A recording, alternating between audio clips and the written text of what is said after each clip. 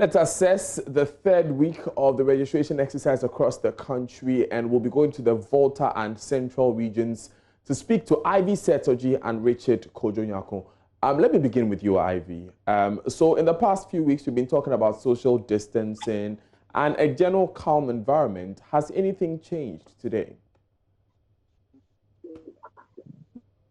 Well, it has not changed that much because here at the EC regional office in Ho,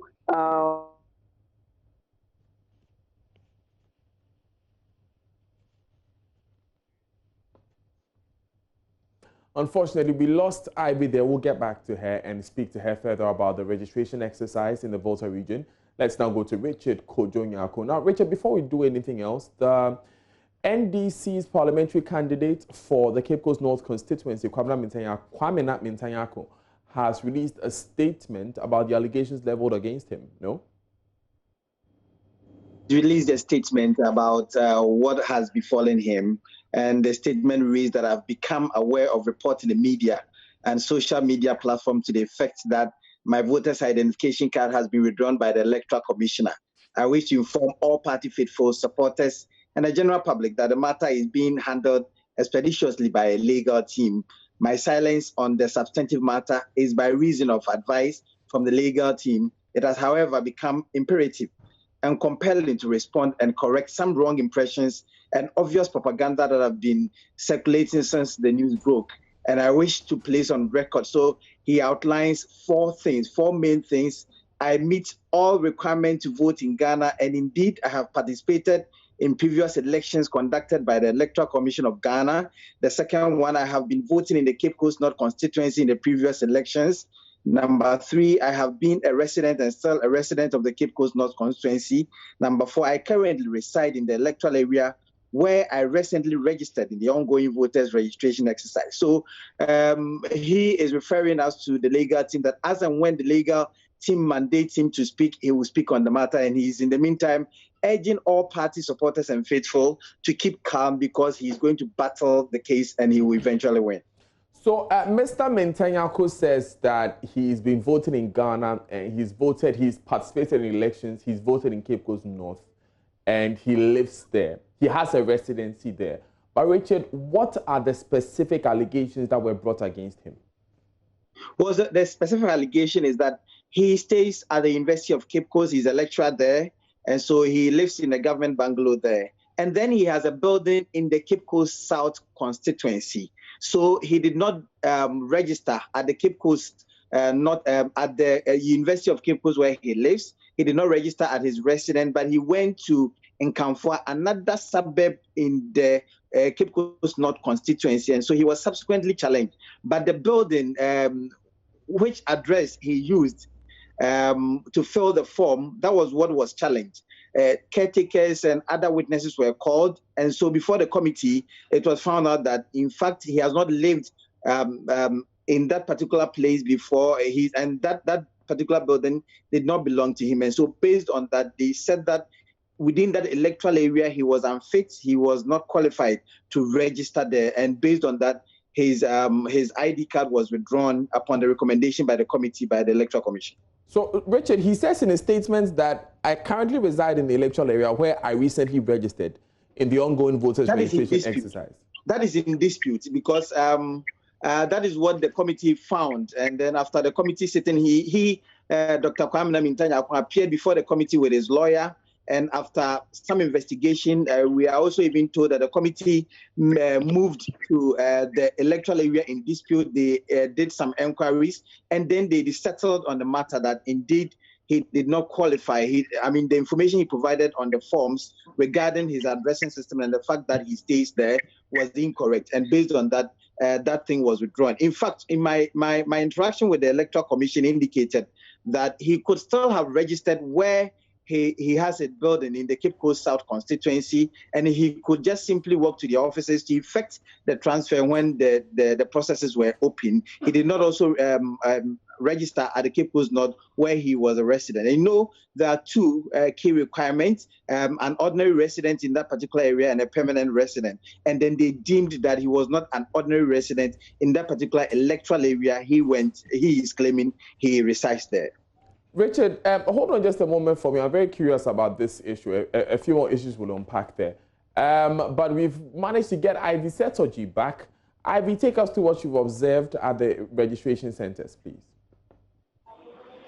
Okay, so I am currently at the EC regional level where the aged, the pregnant women and nursing mothers have to register. But then, apart from that, I told that some other people are also allowed to register. Because unfortunately, it seems like we have a bit of a challenge with Ivy Setoji's line. We'll be unable to continue that conversation with her. Pardon me, Ivy. When we come back to the Volta region, we'll get a clear picture of exactly what is going on there. But let me quickly wrap up with Richard Kojo-Nyarko, who is with us on the other connection. So, Richard, going forward, and I understand from what you've been telling us that you've been interacting with the Electoral Commission on this matter, would Mr. Mintah-Nyarko be able to stand as a parliamentary candidate in Cape Coast North still after this incident? So from what I have learned so far, once his ID card has been withdrawn, he is ineligible to get for a period, a considerable period of time. We are told 5 years. And so if the nominations are opened by the Electoral Commission, he will be ineligible to stand for the election because a key requirement is that he should be a registered voter. In this case, Mr. Mintah-Nyarko will not be a registered voter and will disqualify him from contesting in this election. So 5 years. So is this election and the next one? Exactly. And it comes with some sanctions as well that if you fall foul of these electoral laws, you have to pay 500 penalty units, and the penalty unit is 12 Ghana cedis, and 12 times 500 will give us 6,000 Ghana cedis. So he is to pay that, or in default, he will go in for 2 years, or it could be both. It could be that he would pay the amount of money, and then he could go in as well. Right, Richard Kojo-Nyarko, thank you very much for joining us with those details. It looks like it's going to be a tall order for Kwame Mintah-Nyarko. Pardon me. But all the same, he says his legal team is handling the matter, and so we can expect more details in later bulletin. The death of the radiographer adds to the public health care worker and high-profile casualties after the demise of the medical director at the Kwadaso SDA hospital. One staff of CAT is reported currently to be on admission, with majority of them being managed from home. Dr. Ohiniba Owusu-Danso will not give details of the deceased, but says he's happy about the recovery rate of patients. As at the last check, confirmatory, we have had about 140 people who have tested positive. I think the cumulative figure as at this week came to about 170. But in all this, about 70% of them have all come back to work. They have fully recovered and come back to work. And in fact, the recovery rate is actually very fast, given the fact that as I speak, we have lost, sadly, one of our staff.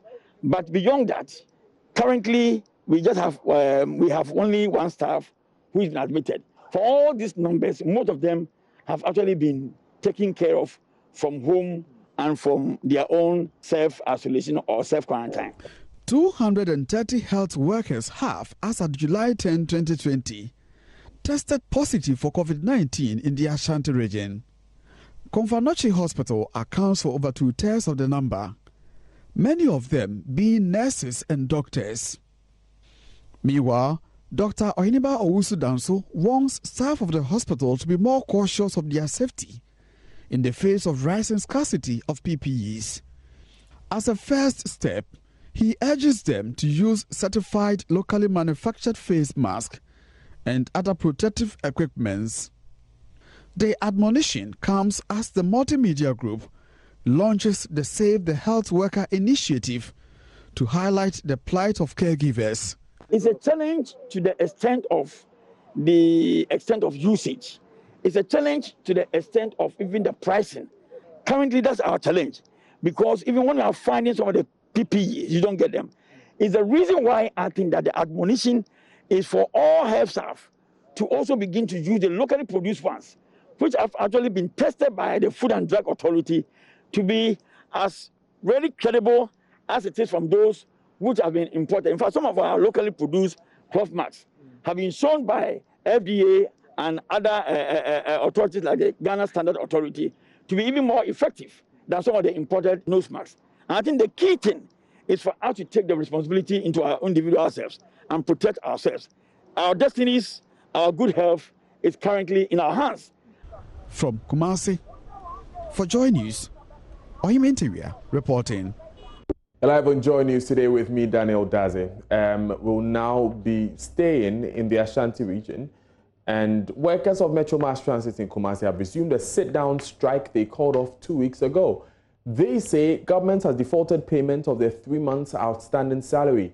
Government intervened in an earlier action by the workers, promising to settle arrears for 2 months before July 13. The aggrieved workers are now demanding full payment before they return to posts. Nana Sensumensa is there for us. Right, Nana Sensumensa has joined us actually. Bring us up to speed, Nana.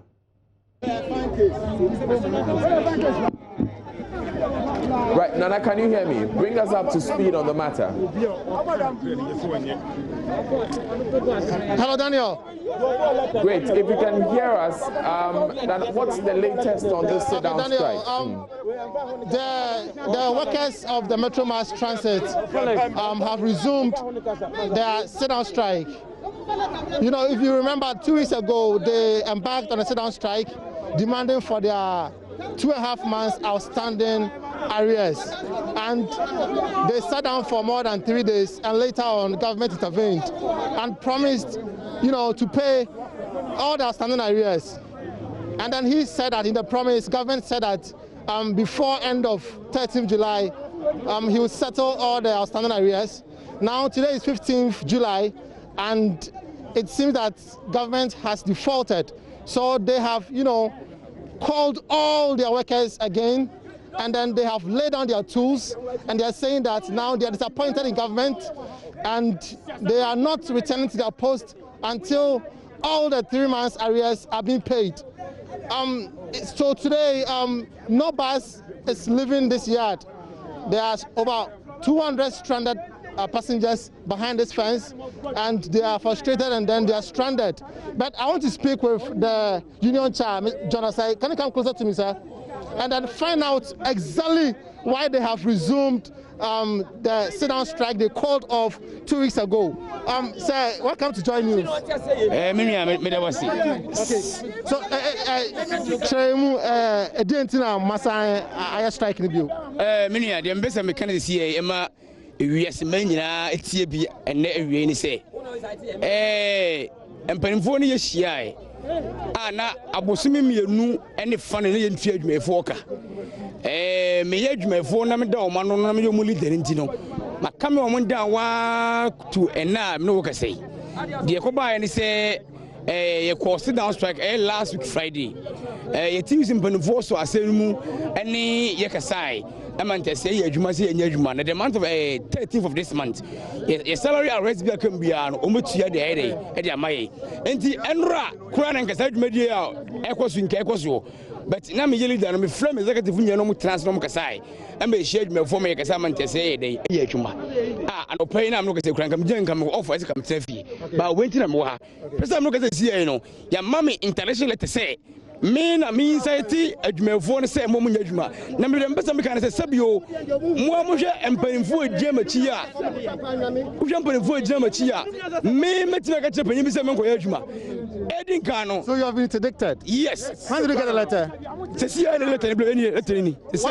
What are the reasons for you being interdicted? Say me society Kumasi workers say mo mo nye adwuma but dem pesa me kan say Senya leaders sabi Kumasi me focus kasa dey we see kwan kache wo MD an kasa letter ma me no wo assemblage letter wo show bi ni so wo go fie wo shi sutro a on security ni wo bodo sum sutro kasa sutro ha wo internet wo da se mun tini yo dia pese kan se me no kasa se nan kam se me off an kan ne kam wo fie but adwuma ni ye and the service adwumafunti and me jam off no to fie and ne ma betra hanom sa me kam tifi ko na me ma kura din command kam me pe wo da se enti wo managing director wo show bi ni so we internet wo ba ka tell me na means that we can Daniel, so to what he's saying that he's been he's been interdicted. He just received a letter from management that he's been interdicted, and then the main reason for he being interdicted is that he has incited the workers of the Metro Mass on Wednesday, 15th July, to embark on a sit-down strike. So they have, interdicted the union chair over here at the Kumasi depot. So this is what is going on here, and all the workers, the grief workers, are also behind him. They are saying that once their leader has been interdicted, they are also enraged, and then they are not resuming to their post. So it's a complete shutdown of a system here, Daniel. Thank you very much, Nana, for bringing us those details from Kumasi. Expect more on that story in later bulletin. Now, Deputy Chief Executive Officer for the Ghana Export Promotion Authority, GEPA, Albert Kasim Diwura, has expressed optimism that there will be an increase in demand for shea butter on the European market due to the increasing demand for natural and organic cosmetics. He said that it's for that reason that government is committed to supporting women working in the shea butter production value chain to help them improve upon it. Mr. Diwura was speaking at a short ceremony to present working gear to Women Shea Pickers and Processors Association at Bongo Soy in the Upper East region. Correspondent Albert Sori has more. The Bongo Soy Women Shea Pickers and Processors Association is made up of at least 400 women engaged in the collection of shea nuts and shea butter processing. Unfortunately, with no proper working gear for their protection, these women were often exposed to serious hazards in their line of work. Secretary of the association, Gifty Atia, recounts an incident when a member of the association lost her life after she was bitten by a snake while picking shea nuts in the forest. This is the season we really go into the farms to pick shea nuts. For about 3-4 years now, we lost one of our members through snake bites during shea picking. And in fact, there are places that we used not to go because of the fear of being bitten by snakes.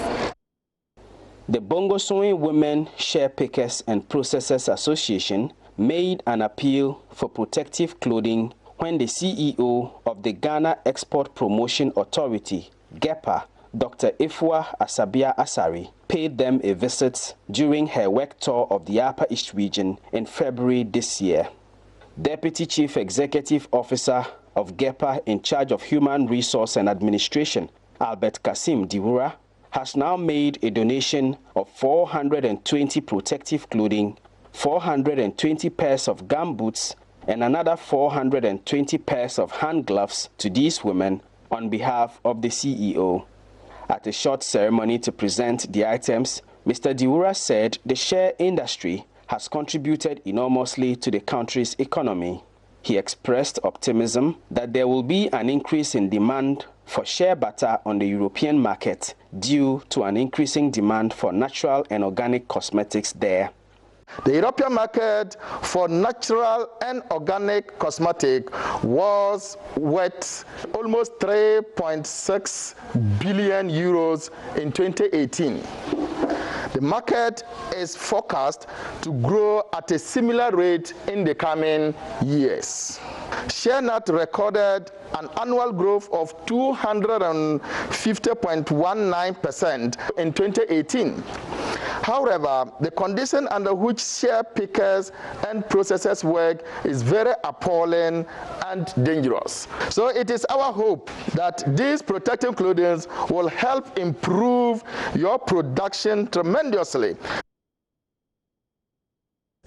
And that's it for business. More coming up at the top of the hour. That's at 1 p.m. on the Marketplace. Up next, sports.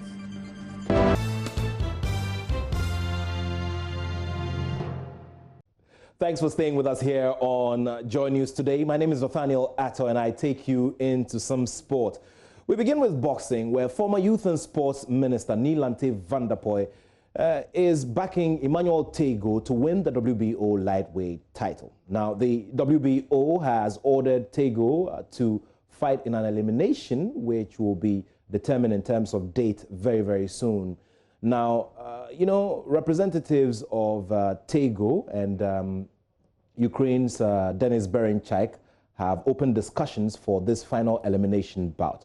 Now, the former Youth and Sports Minister believes that the Game Boy has what it takes to win a world title for Ghana.